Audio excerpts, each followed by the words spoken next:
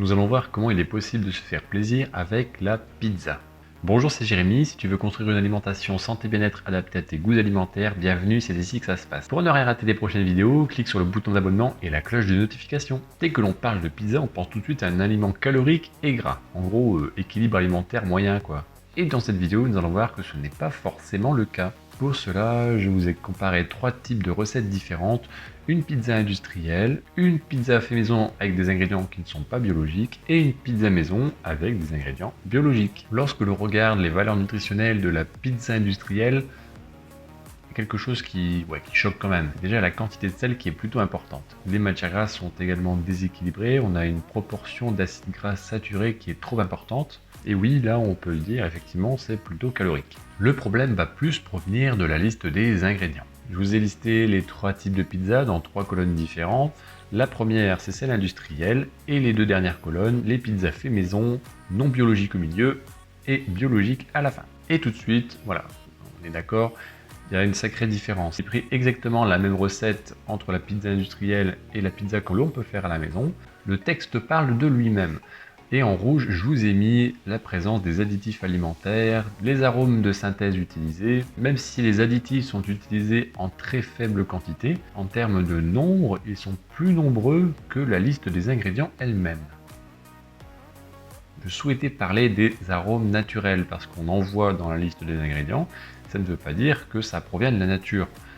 On a pris effectivement un arôme que l'on retrouve dans la nature, mais qui a été transformé industriellement. C'est un arôme de synthèse qui provient du milieu naturel.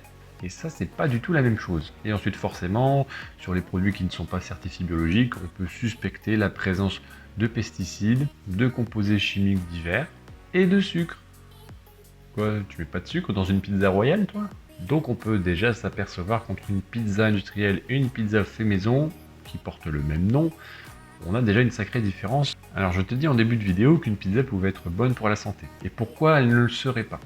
Les ingrédients que l'on utilise, ce sont des légumes, éventuellement du coulis de tomate, de la viande et une pâte à pizza qui contient du gluten, mais en soi, donc il n'y a pas grand chose qui pose problème en fait.